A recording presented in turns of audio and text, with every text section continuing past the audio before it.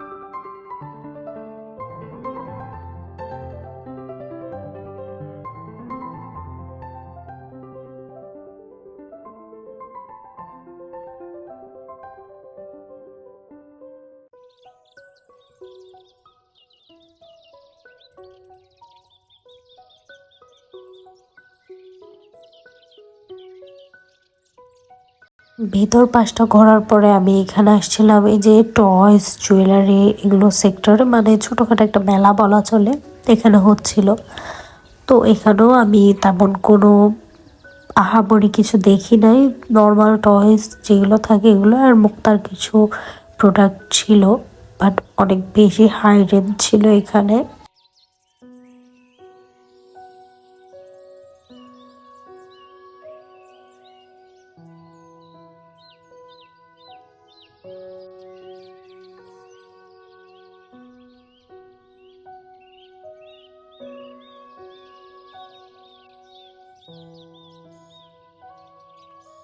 এরপর চলে গেলাম এইখানে টিকিট কেটে ভিতরে। এখানে 3D অ্যানিমেশন দেখাবে, বাট সত্যি বলি আমার কাছে একদম বাজে লাগছে।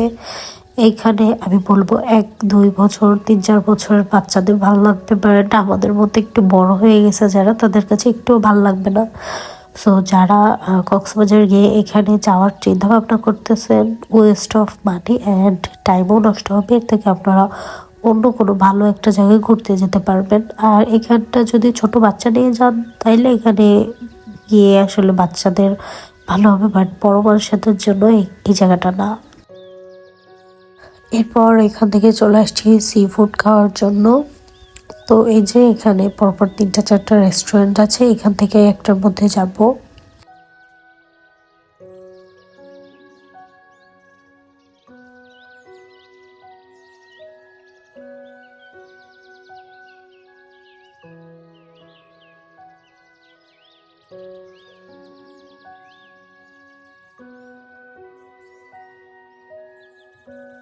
সি ফুড আর ফ্রাইড রাইস এই দুইটা আইটেমই অর্ডার দিয়েছিলাম। এখানে সব রকমের সি ফুড দিয়ে একটা গ্রেভি টাইপের রান্না করা হয়েছে, এটা অনেক টেস্টি ছিল। আর ফ্রাইড রাইসটাও অনেক টেস্টি ছিল। ফ্রাইড রাইসটা আসলে সব খাইতে পারিনি, ওইটাকে আমি হোটেলে নিয়ে গেছিলাম।